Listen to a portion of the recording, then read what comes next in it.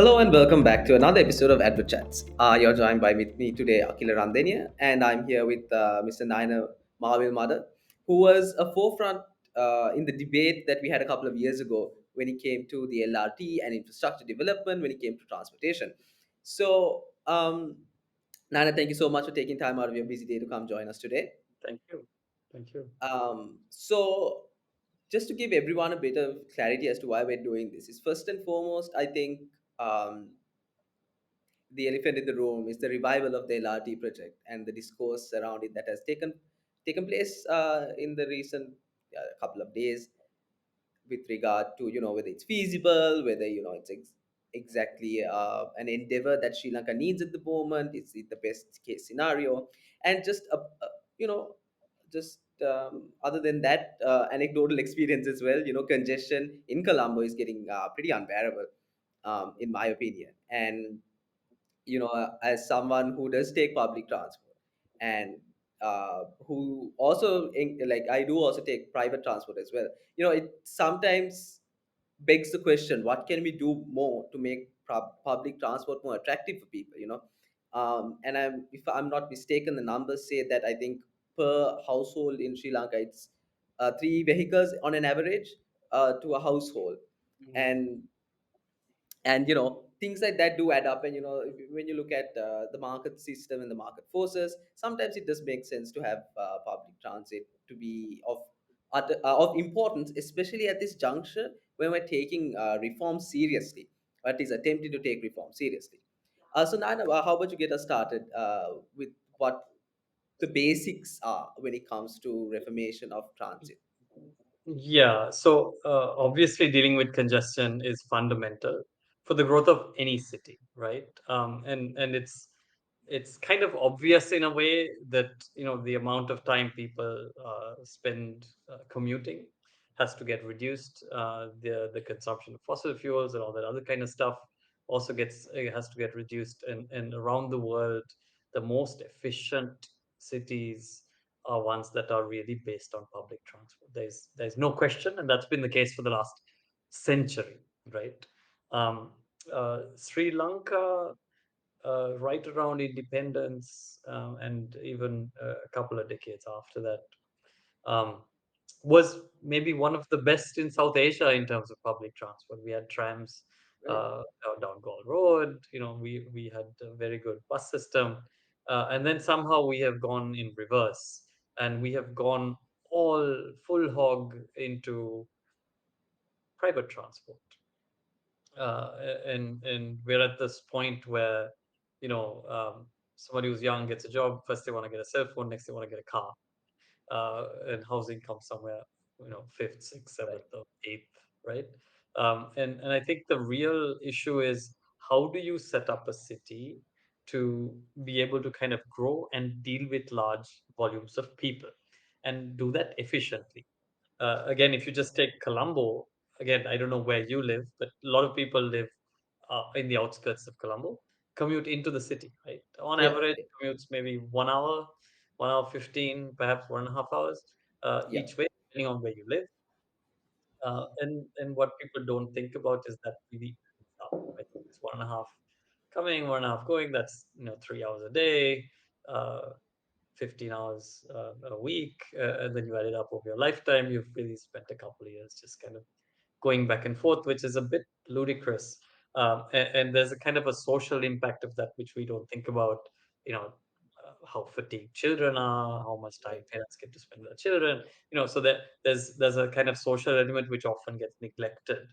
But the fundamental thing, though, that public transport does is it in some ways democratizes access to the city. Because Okay. if you look at Colombo, it's effectively a city of the rich and a city of the poor, and the middle class largely live in the outskirts of Colombo and commute in. And there's an inextricable link between the housing problem in the city, or in terms of getting middle class access to the city, and public transport. Uh, and that's something that needs to get solved. Um, and I think there's a lot of debate about one thing versus another, but I feel in a way you need to look at. transportation as an integrated system, um, much like your blood circulation system, right? If you take Okay. Colombo, your heart, and say Colombo Fort is your heart, you'd have big arteries that pump blood in, and those would be effectively rail that can move lots of people very fast. But then you have to have other systems that feed into these, which is most likely going to be bus, right? And if you look at Okay. how Colombo has grown, we've got a rail system which has a fairly good network, but is in very bad shape because of decades of disinvestment. So growth has happened in corridors which are not served by existing rail. And the only way to really you move large numbers of people rapidly is really rail. It's the most efficient way to do it. Right. Um, so there's certain corridors that you cannot serve really any other way practically, and that's where new rail lines come in. And the reason a debate ever goes towards things like LRT, which is a big raging debate all the time, is why even do it? The reason is when we expanded our cities, we didn't plan rail corridors. We just built it wherever we wanted to. Okay. So you have to elevate it above existing stuff to even get rail infrastructure in, which is why LRT makes sense, right? So the LRT discussion was around the Colombo to Malabe as a first line, and that largely runs on the center median of the Javadalpur road, Okay. because you can't do acquisition, or you have to fill Yes. a god awful amount of wetlands otherwise to do a rail line, which and the city has evolved around this corridor, so it just makes sense to elevate Follow it. it. And so it's linked. Like poor planning means we have no choice but to do elevated rail. Elevated rail is a little bit more expensive, but that has to be done in corridors where the population has kind of boomed, and lots of activity has boomed. So it's regardless, these are very, very heavily trafficked corridors, and you need to decongest them. In other corridors, you could really just modernize the existing rail, Okay. and manage it, which also needs to be done. Was on track, but unfortunately got scuttled. But those need to come back on stream. Right. Um, so Naina, in lieu of sounding very Colombo centric, what exactly can we do to decongest Colombo? So short of the LRT, which is a long-term project, and now that's restarted. We'll get to that in a bit, of course. But in the meantime, what are the other steps that can be taken when it comes to decongestion? Ones that are not so, perhaps maybe not so drastic. Um, Look, can I say there's maybe four things that you really need to do, right? Right. Um, and in the end, this only works when all four or five of these pieces come together. Okay. Um, the first thing you need to do is look at this as a systems approach, and there are three pieces to the system. There's got to be a modernization of the existing rail, which is Right. already in place. It just needs to be on time, fast, and you shouldn't be too sweaty when you get into work in the morning, right? Otherwise, people just want to get into it. So you've got excellent existing uh, rail corridors. Um, they just need to be modernized. You just basically need better trains on them, effectively, right? Um, then you need to look at the kind of very, very high growth corridors, and you need to put in some infrastructure. Yes, decidedly, that's maybe a little bit longer term. And the third thing you need to do is really fix the bus routing system and the bus system in general, so that it's a little bit less chaotic and it feeds Okay. into rail. Right. So there's a whole rerouting kind of exercise that needs to be done to feed into rail, but that won't work until you really modernize the rail. So the thing is, these three, four things actually need to happen in tandem. Otherwise, one without the other really just won't work. Right. And the fourth thing that you have to do um, is fix housing, Okay. because people commute because of choices of where they live, and unless you densify housing along corridors which you plan to serve with high volume modes of transport, you don't really 100% get there either. right? So these three, four things need to happen in tandem, and there's no choice but to really try to do these things in tandem. Right. I don't know Okay. whether that answered your question or not. No, no, it definitely does.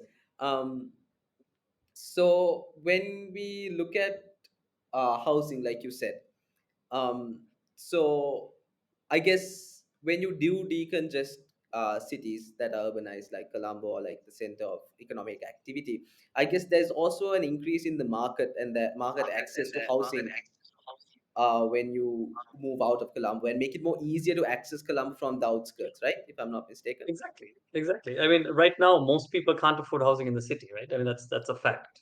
20 million bucks a perch, apartments are north of 40, 50 million bucks. Most people can't access the city. It's just not possible. Right.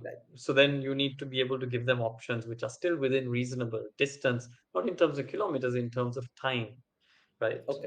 And the way to do that is to kind of build the wrong corridors which can access high speed transportation. But there's also another thing that happens on the housing. I know this conversation is supposed to be on decongesting the city and public transport, but um, just the way buildings are regulated. For example, now our new building regulations require one parking slot for every housing unit, which just increases the cost of housing.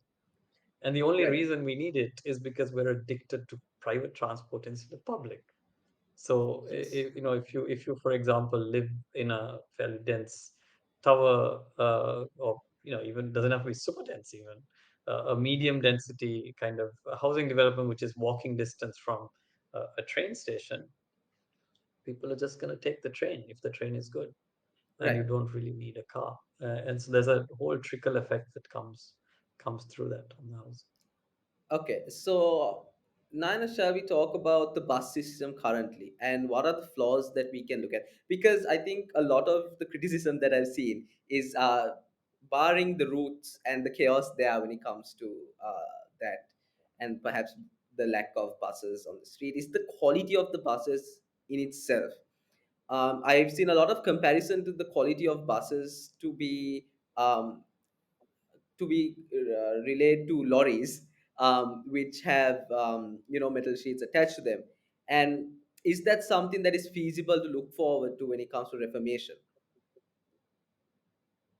It is, but to be honest, I don't think that's the only fix. I mean, anybody that Okay. drives on the roads of Sri Lanka knows that the buses are rather chaotic, and lots of accidents and lots of terrible drivers and lots of aggressive driving. So it's a very fragmented space. I'm no expert on buses, but um, the the issue is it's not really necessarily only about the hardware of Right. just putting better buses.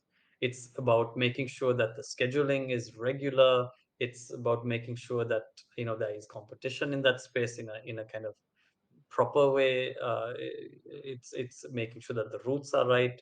It's making sure that there is discipline in the actual operation, Right. and it's also about in public transport in general ensuring that there is less harassment.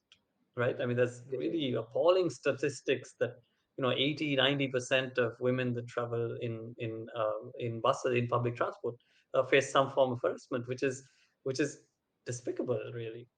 So there's Yeah. systemic problems. It's less about, yes, our buses are trucks with a bus body on it, but I feel that's not the biggest problem, actually. Right. That's Okay. not the biggest problem. And you need to be, when you upgrade somebody's transport, you need to be thinking, how do they get from point to point, right? From their door to their workplace or door to school. So it's not just one piece of this puzzle. You've got to Okay. look at the continuity of the journey, because if you have a nice fancy AC bus from point A to B, but from B to C, you have no choice but to go in some really sweaty, congested mode of transport. You're not going to go point A to B in that bus. Right. No, definitely does make a lot of sense. So Nana, let's look at the LRT.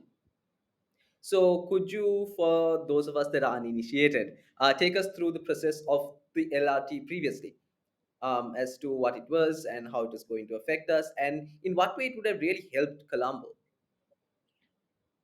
Yeah, I think the LRT. would have been fundamentally transformational for Colombo as a city, right? The Malambe Colombo corridor is the most congested corridor in the city, right? Okay. Huge volumes of traffic. Anybody, it's layman would know. Just come down that road; it's crazy congested. Yeah.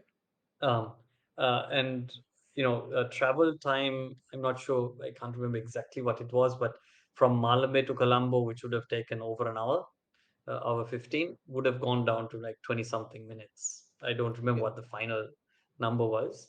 And that commute time would have gone down to that. So it would actually be kind of faster to get on the LRT come from Malambe than it would be to come from Horton Place into Fort, for example. It's about the same time, right? So you fundamentally transform the lives of people on the outskirts of Colombo by giving them access to the city.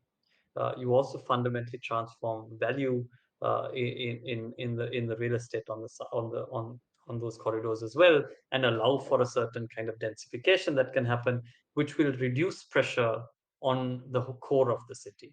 So fundamentally, it would have been transformative. But I must say again, the LRT won't fix it as a standalone. You do have to have feeders, and you have to feed into the LRT. So there's got to be networks of bus and whatnot that has to also kind of feed into that. But that's a kind of easier fix Right. to do.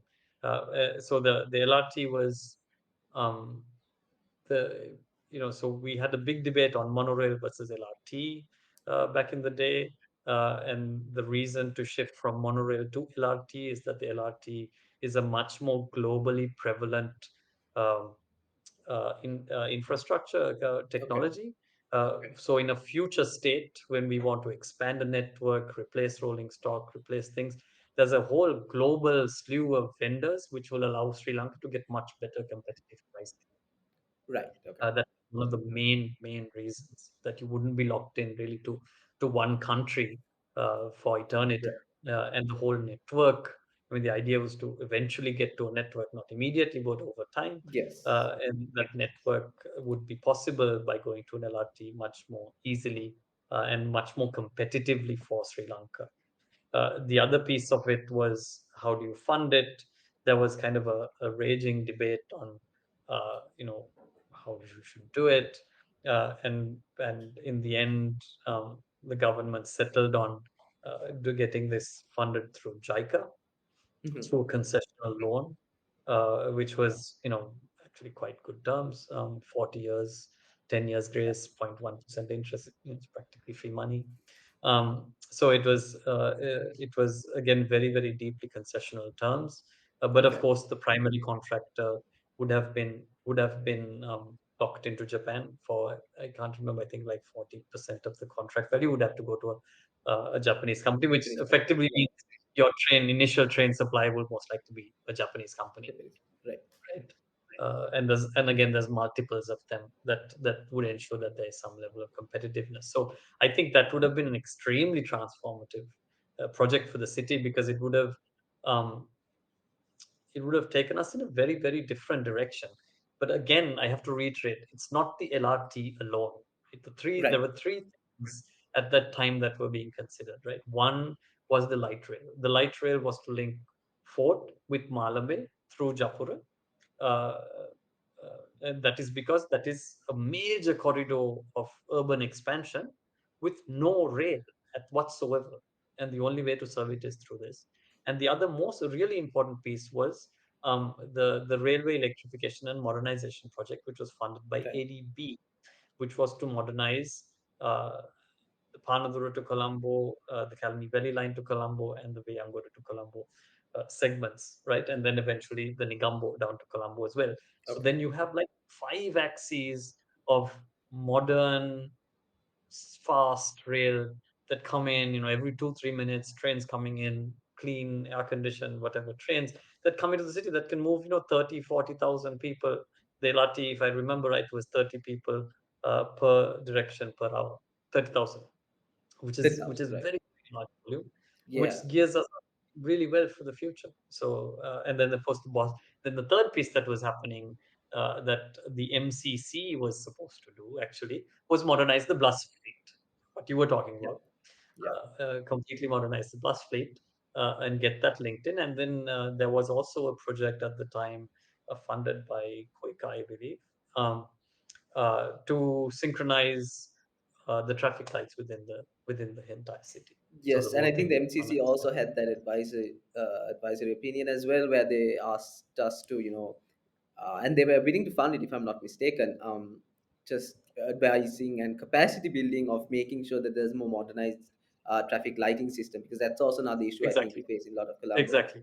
because half the So time the so lights are so not working and stuff like that. Yeah, exactly, exactly. And then the police turn it off and they get in the Yeah, middle of the road and try to manage it, and that just they don't see what's happening down the street. So you have to fix this in a systems way, and it's right. unfortunate because we uh, this was all set to be fixed in a systems way actually, and we kind of missed that boat. It's rather tragic, but then there's the question of, okay, can we get it back? Should we get it back? Uh, now that we've Yes. dug ourselves into like an absolute gutter, what do we do? Um, my view is you probably can get it back, um, Okay. and you probably should get it back. But there's a question of when is the right time? When can we do it? And when, because I feel like there's a priority of getting our economy back on track, clearly, that needs to get done. Um, and then we need to start looking at these other things. And I feel like in the next year, two, three, I don't know, the economists would know better than me, would be the right time to really start breaking ground on these things, right? Okay. And moving these forward in the next year, 2 years, whatever, as we start to recover. But if you want to do that, you've got to start work on that stuff now, because these are complicated engineering projects. You can't just wake up in the morning and say, I'm going to build it, right? And Right. and the nice thing, though, the nice thing is when these projects were uh, uh, kind of not cancelled, but while they were when they were suspended and disbanded or whatever you want to call it, um, a lot of the engineering work was done. Feasibilities were done. The Yes. engineering work was done. They were ready to go to tender, actually. So a lot of the legwork was done. You'd need to update a few things because some things have moved, but a huge chunk of the work is done. And these loans were in place, sovereign agreements were signed. To my knowledge, they were never really completely cancelled, they were suspended. So, again, getting them back is possible, subject to our debt ceilings, subject to the economy. But Yeah. as a city, and you need to look at cities on a medium to long term horizon. You can't fix cities like instant noodles. Um, uh, on at a city scale, you have to do it. There is no other Right. choice. Actually, there is no other way to fix congestion in Colombo. Right. So I'm so thankful that you brought up the feasibility of the LRT, because recently I think there was some murmurings going around that that the LRT has quite comical, at least to those who are learned in this, was that the LRT will only travel at one way, one direction at a time, and how there were no feasibility studies done, and how this is essentially a big waste of taxpayer money. So I think you have quenched a lot of it, quenched a lot of the problems that a lot of people had. It Yeah. never ceases to amaze me, how ridiculous some arguments can be. Actually, I mean, it's a bit annoying, um, but some of this is like ridiculous, absolutely Right. ridiculous. um, of all the things that would have made sense to do and would have been fundamentally transformative to the average public, okay, Right. not the person driving a Montero or a Mercedes, the average person, public transport has got to be like almost at the very, very top Right. of where it would have impact. And in terms of the longevity, the kind of depth of that impact, it's fundamental. So it's it's sad because it's almost criminal, to Definitely try is. to say that is bad and say, look, big convention centers and large tall towers are sensible. I mean, come on, Right. it Yeah. doesn't make any sense. I'm Yeah. sorry. There's definitely a And huge because I spent a opportunity few years cost. of my life. working on this, and I know a lot of people that worked extremely hard on this to get this across the line. And I know a lot of intense study has also taken place. And in a Right. way, that's the tragedy, because you have false narratives that kind of sway public opinion, and then you end Definitely. up in the gutter, which happened to us as a country, right? Uh, in general, and this is part of the same. Actually, it's a real Right. shame. It is one and the same. I definitely agree with you on that. So Nana, I know we discussed this earlier, but not to in any way dilute this argument down into one more than the other. But a large debate that occurred during the initial stages of the LRT was that an LRT is not perhaps the best suited mechanism for large swaths of transit, but rather a BRT or bus rapid transport system that would be better suited. Could you speak on that if possible? Sure. Yeah. So this is a raging debate, and to be honest, I feel like it's almost like a personal debate between a couple of individuals. It's not really a big technical debate. Okay. The issue is this: BRT would have worked at some stage in time. I feel like we're past that time, because we've built up the city so much that we can't afford to give up that much road space for dedicated bus lanes without really kind of messing up everything else, right? So you can't provide a system-wide solution with BRT because our cities are just not geared for it, and we don't have the corridors to do it. Right? There's Right. small sections where you have the roadway. By and large, we just don't have it. And second, the capacity of BRT, we will outstrip that too quickly. It just wouldn't make any sense. Like we do it, maybe on just a couple of corridors, it could be possible, but it Right. wouldn't last because we would outgrow it really, really fast. And with an LRT, you can get 3-4 times uh, the capacity of what you would get in terms of people movement that you would in a BRT.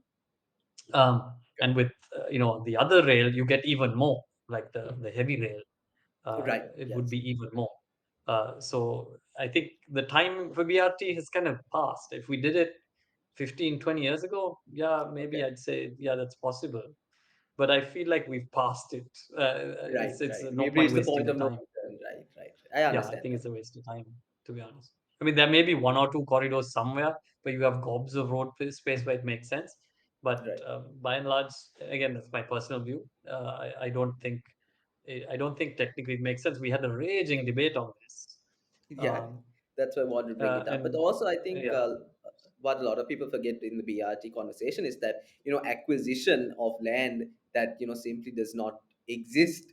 When it comes yeah, to that's the thing, right? Like in Sri Lanka, what people, we've very poorly planned our cities, and we just let them organically definitely expand, and we don't leave corridors, right? And when you do that, land costs go through the roof, and you can't acquire land without killing all the economics, right? A definitely simple example, not from Colombo, from Kandy, where I'm from.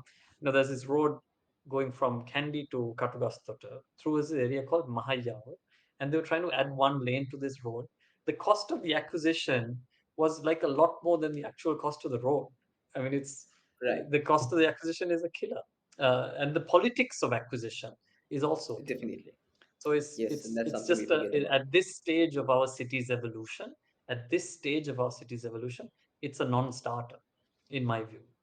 Right, right. No, For a that makes large a lot of part of Colombo, sense. it's a non-starter. Yes. No, that makes a lot of sense. Thank you so much for clarifying that, Naina. So I guess if there's any takeaway that I've got personally from this conversation, Naina, that we've had, is that you know just looking at towards the LRT alone is not a one-all fix-all solution.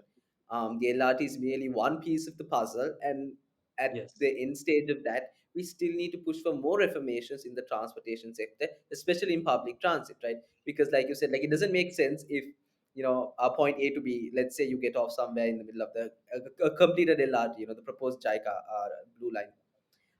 It doesn't make sense if the rest of your journey is congested and there's lack of access, or or it's just uncomfortable. That's something that a lot of people forget. Like comfortability is also large. um, I guess, of value when you consider transportation, right? It's of huge value because Exactly. where you have to meet the aspirations of a modernizing a country and an emerging kind of um, you know emerging population, right? So we're getting wealthier. We don't think we are, but we are getting wealthier slowly. Right. And then we want better things. So when people have aspirations, and you need to look at that journey from end to end, and deal with that entire journey end to end. I will just put one small clarification on why the Sure. LRT is maybe um, uh, doesn't have too many handicaps because that corridor is already quite dense. Right. And when the corridor is already quite dense, the feeders don't have to be very long range. It's like if you just draw 1 kilometer circles around each station, you can see kind of the walking distance catchment, for example, of a population. And then the rest of it's like, a 2 minute tuk ride, 5 minute tuk ride, that's Right. still fine.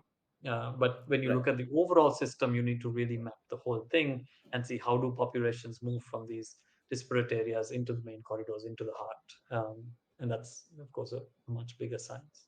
So, but you do need to take a systems approach. I still think the Mhm. LRT makes sense. Question is it tomorrow? I don't know. Maybe in a year. Right. I don't. Again, I'll defer to the economics. But if we're going to do that, you got to start work now. Actually, Right. you've got Right. to kind of The redo some of groundwork needs your to start now. environment assessments and various things, and get all your ducks lined up. Get all the old work dusted off and cleaned up and ready to go. But it can go. I feel technically it can go. Right, right. Okay, Nana, thank you so much for taking time off your busy schedule to help us, me, and as well as our audience at Advocata understand more about, transportation and decongestion and how it can impact our lives. And it's only just a better thing, to take part or engage in, and how the LRT is simply just one piece of the puzzle. Um, so I'd like to thank you so much. And Thank you. to our audience, if you'd like to see more content like this, please follow us on all our social media. And with that, we'd like to bid you a very good day. If you are interested in seeing more content like this, don't forget to like, subscribe, and follow Advocata on all social media platforms to never miss out on our latest content. Consider supporting Advocata by becoming an individual subscriber. Gain access to our weekday media monitoring of economic news, exclusive Advocata events, and more. To learn more, visit us at support.advocata.org.